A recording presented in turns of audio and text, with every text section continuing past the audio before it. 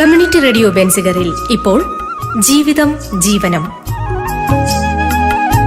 തയ്യാറാക്കി അവതരിപ്പിക്കുന്നത് doctor D Shine Kumar, ജില്ലാ മൃഗസംരക്ഷണ ഓഫീസർ, കൊല്ലം.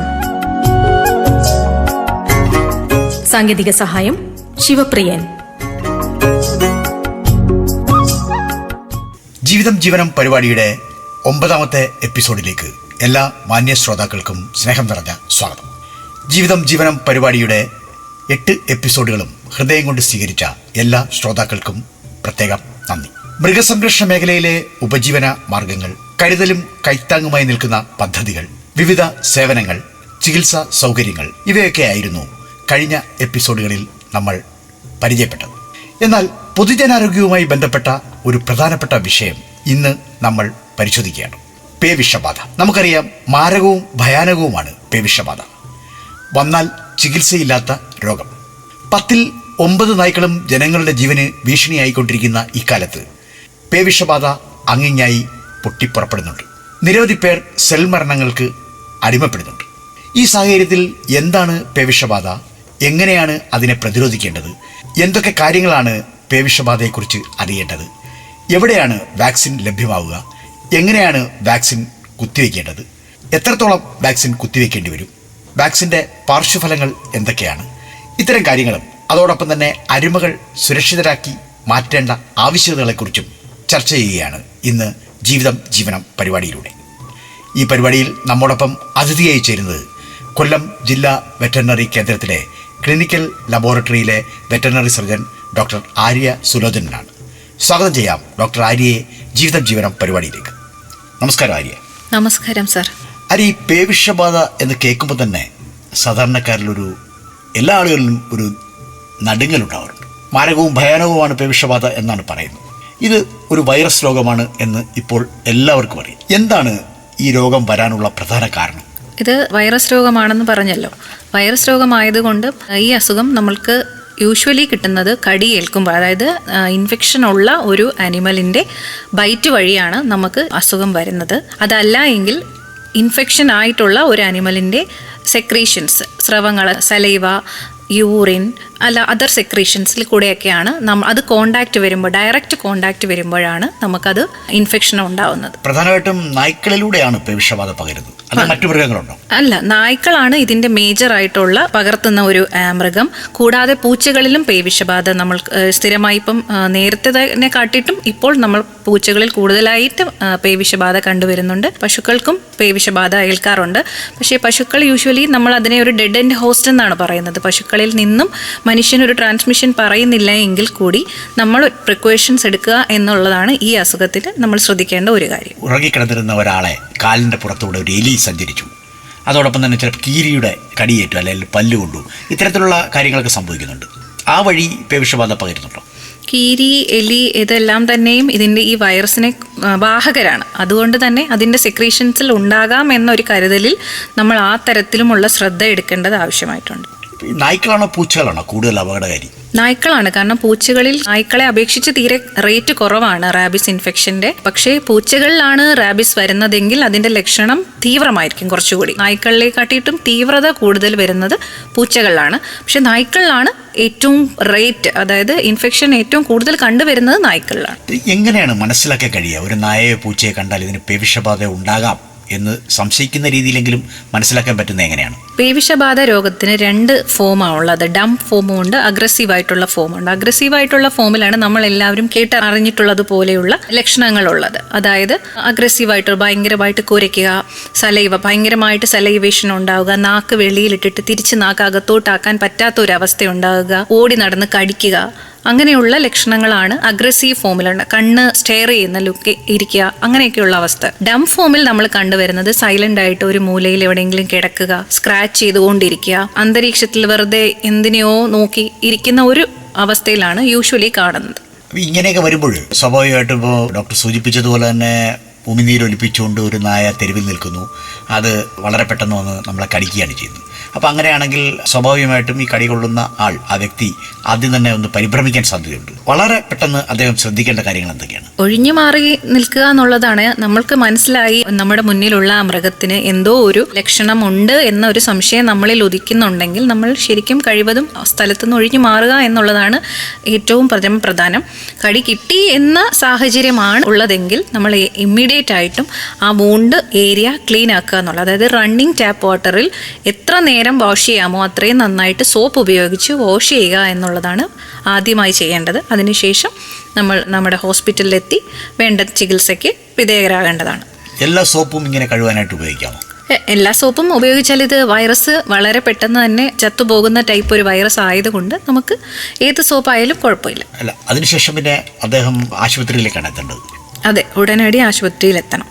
സാധാരണഗതിയിൽ ഇതിനെതിരെയുള്ള പേവിഷബാധ വരാതിരിക്കാനുള്ള ഏതൊക്കെ തരം കുത്തിവയ്പ്പുകളാണുള്ളത്? നായ്ക്കളിൽ നമ്മൾ സ്ഥിരമായി വാക്സിനേഷൻ, പേവിഷബാധ വരാതിരിക്കാനുള്ള കിൽഡ് വാക്സിൻ നമ്മൾ യൂസ് ചെയ്യുന്നുണ്ട്. നമ്മൾ സ്റ്റാർട്ട് ചെയ്ത്, അതായത് ഒരു പപ്പിയെ നമ്മൾ വീട്ടിലോട്ട് വളർത്താനായിട്ട് എടുക്കുകയാണെങ്കിൽ ഏകദേശം ഒരു 90 ദിവസം പ്രായമാകുമ്പോഴാണ് നമ്മൾ വാക്സിനേഷൻ പേവിഷബാധ കുത്തിവയ്പ്പിനായിട്ട് കൊണ്ടുപോകേണ്ടത്. എൻഡമിക് ഏരിയാസിൽ പുതിയ ഒരു പഠനത്തിൻ്റെ അടിസ്ഥാനത്തിൽ എൻഡമിക് ഏരിയ, അതായത് ഏറ്റവും കൂടുതൽ റാബിസ് കണ്ടുവരുന്ന ഏരിയകളിൽ, അതല്ല ഒരു റാബിഡ് ഡോഗുമായിട്ട് എക്സ്പോഷർ ഉണ്ടായി എന്നുള്ള സാഹചര്യം ഉള്ളിടത്ത് വേണമെങ്കിൽ നമുക്ക് 56 ദിവസം തൊട്ട് തന്നെ വാക്സിനേഷൻ എടുക്കാവുന്നതാണ്. അതിനുശേഷം നമ്മൾ എല്ലാ വർഷവും ആദ്യമായി നമ്മൾ ഈ വാക്സിനേഷൻ എടുത്തതിൻ്റെ ഒരു ബൂസ്റ്റർ ഡോസ് വാക്സിനേഷൻ നമ്മൾ ഒരു 21 ഡേയ്സ് ഇൻ്റർവെല്ലിൽ എടുക്കണം. അതിനുശേഷം ഇയർലി എല്ലാ വർഷവും തന്നെ നമ്മൾ ആ വാക്സിൻ ബൂസ്റ്റർ എടുത്തിരിക്കണം. ഈ വാക്സിൻ ഒരു വർഷത്തേക്കുള്ള പ്രതിരോധമാണോ നൽകുന്നത്? ഒരു വർഷത്തേക്കാണ് നമ്മൾ ഇതിൻ്റെ പ്രതിരോധം കിട്ടിക്കൊണ്ടിരിക്കുന്നത്. അതിനുശേഷം ഇയർലി അതിൻ്റെ ബൂസ്റ്റർ എടുക്കുന്തോറും ഈ നമ്മുടെ ഇമ്മ്യൂണോഗ്ലോബുലിൻ്റെ ലെവൽ കൂടി, ആൻറ്റിബോഡിയുടെ ലെവൽ കൂടിക്കൊണ്ട് നമുക്കത് കണ്ടിന്യൂ ചെയ്യാൻ പോകാൻ പറ്റും. അപ്പോൾ മനസ്സിലാക്കേണ്ടത്, വീടുകളിൽ വളർത്തുന്ന നായ്ക്കളെ 90ാമത്തെ ദിവസം, അല്ലെങ്കിൽ ഡോക്ടർ സൂചിപ്പിച്ച പോലെ എൻഡമിക് ഏരിയ ആണെങ്കിൽ 56ാമത്തെ ദിവസം തന്നെ കുത്തിവെച്ച് 21 ദിവസം കഴിഞ്ഞ് ബൂസ്റ്റർ വാക്സിനും എടുത്താൽ പിന്നീട് ഒരു വർഷത്തോളം കാലം അതിൻ്റെ പ്രതിരോധം അതിനുള്ളിലുണ്ടാവും. അതെ അതെ. മറ്റേതെങ്കിലും പേവിഷബാധയേറ്റ നായി വന്ന് കടിച്ചാൽ പോലും അതിന് പേവിഷം ഉണ്ടാകില്ല എന്നുള്ളതാണെങ്കിലും നമ്മൾ ഒരു പോസ്റ്റ് എക്സ്പോഷർ വാക്സിനേഷൻ ഷെഡ്യൂൾ കൂടി എടുക്കേണ്ടതാണ്. അതായത് ബൈറ്റ്, ഇപ്പം നമ്മൾ ഓൾറെഡി വാക്സിനേറ്റഡ് ആണ് അനിമൽ, പക്ഷേ അതിന് ഒരു റാബിഡ് ഡോഗിൻ്റെ കയ്യിൽ നിന്ന് ഒരു ബൈറ്റ് കിട്ടി എന്ന സാഹചര്യം ഉണ്ടെങ്കിൽ പോസ്റ്റ് എക്സ്പോഷർ വാക്സിനേഷൻ കൂടി നമ്മൾ ആ ഡോഗിന് കൊടുക്കേണ്ടതാണ്. എവിടെയാണ് സമീപിക്കേണ്ടത്? അത് എല്ലാ മൃഗാശുപത്രികളിലും നമ്മുടെ പേവിഷബാധ വാക്സിൻ അവൈലബിൾ ആണ്.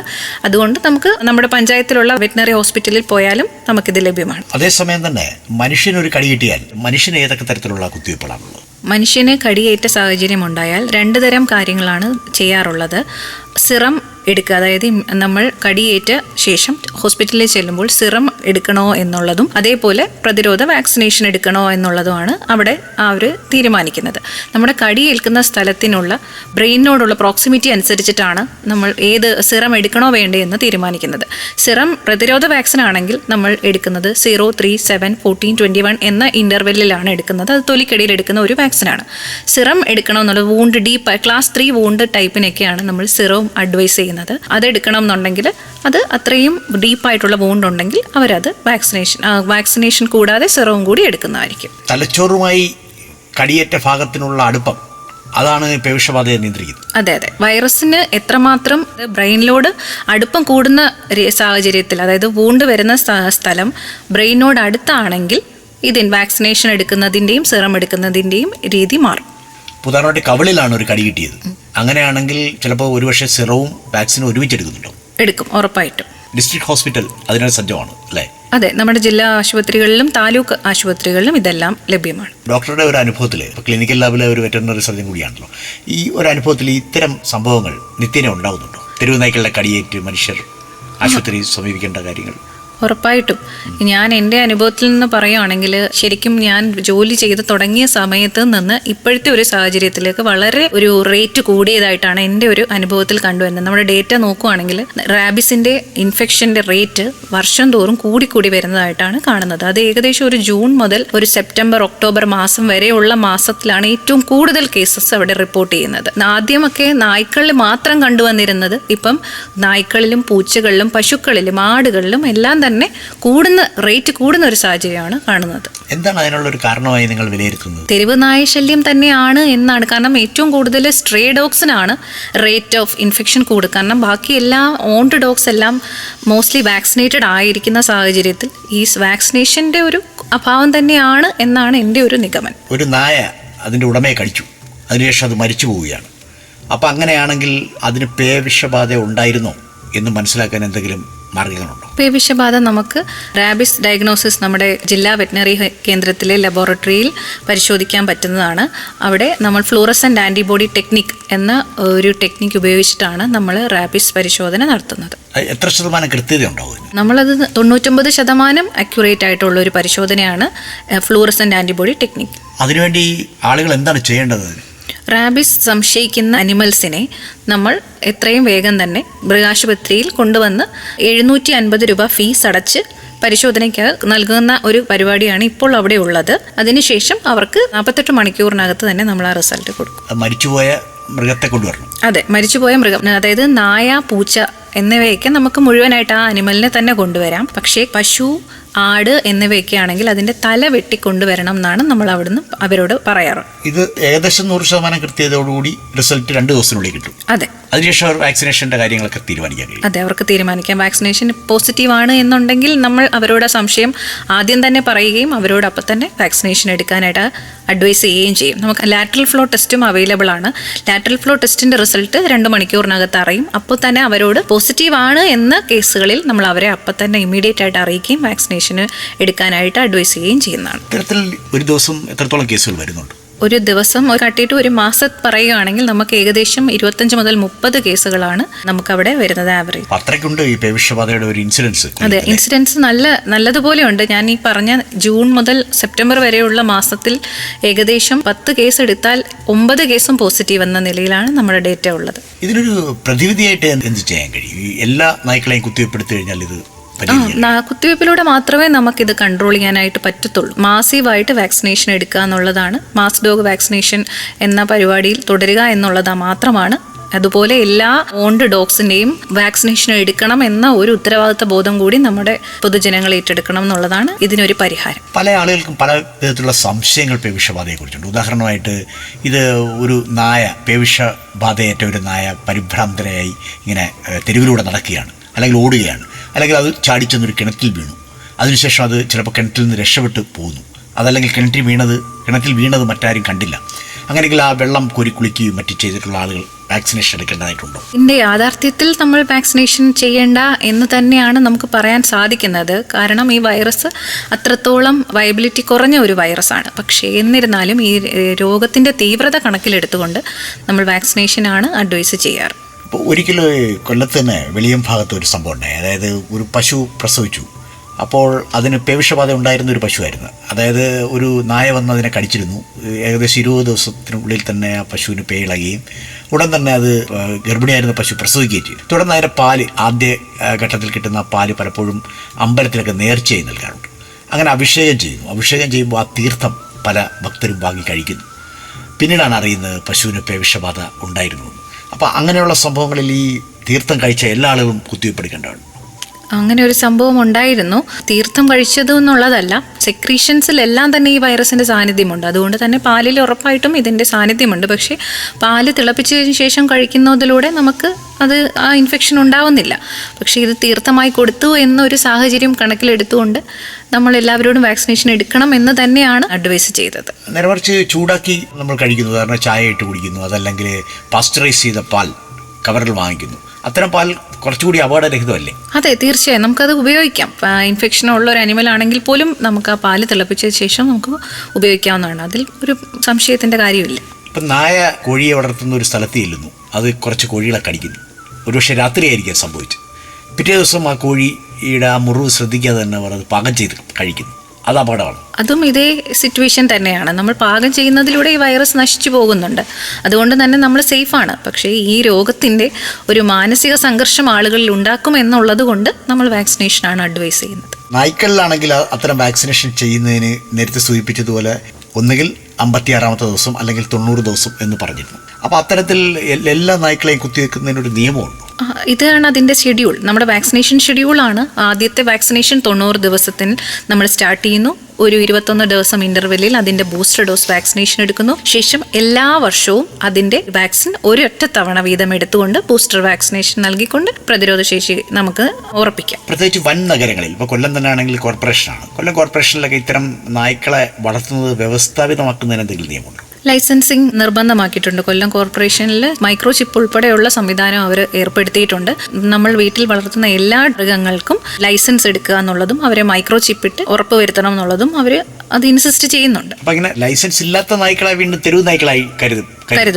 ലൈസൻസിങ് കിട്ടണമെങ്കിൽ അവർ വാക്സിനേറ്റഡ് ആയിരിക്കുകയും വേണം. അതും നിർബന്ധമാണ്. അപ്പൊ അതുപോലെ തന്നെ ഈ തെരുവ് നായ്ക്കളുടെ ഒരു പെരുപ്പം ഇപ്പം ക്ഷേമ ബോർഡിന്റെ കണക്കനുസരിച്ചിട്ടാണെങ്കിൽ ഒരു ജോഡി തെരുവ് നായ്ക്കൾ തെരുവിലുണ്ടെങ്കിൽ അത് 3 വർഷം കൊണ്ട് 33,000 പെരുകും എന്നാണ് കണക്ക്. അപ്പൊ അങ്ങനെയാണെങ്കിൽ അതിനെ നിയന്ത്രിക്കുകയും കൂടെ വേണ്ടേ? തെരുവുനായ നിയന്ത്രണമാണ് ഏറ്റവും പരമപ്രധാനം ഈ പേവിഷബാധ നിയന്ത്രണത്തിന്.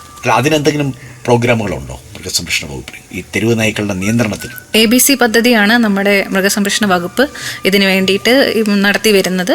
അനിമൽ ബർത്ത് കൺട്രോൾ അത് എല്ലാ പഞ്ചായത്തിലും ചെയ്യുന്നുണ്ട്. അപ്പൊ ഈ കൊല്ലത്ത് എനിക്ക് തോന്നുന്നു ഈ ABC പദ്ധതി നടപ്പിലാക്കുന്നത് ഒരു അഞ്ചലമൂട് ഗവൺമെന്റ് മൃഗാശുപത്രി കേന്ദ്രമാക്കി കൊല്ലം കോർപ്പറേഷൻ ഒരു ABC സെന്റർ ആരംഭിച്ചിട്ടുണ്ട്. അപ്പൊ അതിന്റെ ഒരു ഫലം കണ്ടു തുടങ്ങി. ഇതിന്റെ ഫലം ഇനിയും സമയമെടുക്കും, എന്നാലും അത് ഉറപ്പായിട്ടും അതിന് ഫലമുണ്ടാകും. അപ്പോൾ തെരുവ് നായ്ക്കളെ ജനനിയന്ത്രണ ശസ്ത്രക്രിയ നടത്തുക, വീടുകളിൽ വളർത്തുന്ന എല്ലാ നായ്ക്കൾക്കും കുത്തിവയ്പ്പ് എടുക്കുക, അതോടൊപ്പം കിട്ടാവുന്ന തെരുവ് നായ്ക്കൾക്ക് പേവിഷബാധയ്ക്കെതിരെ കുത്തിവയ്പ്പ് എടുക്കുകയും ചെയ്താൽ ഒരു പരിധിവരെ പേവിഷബാധ രോഗം നിയന്ത്രിക്കാൻ കഴിയൂലേ?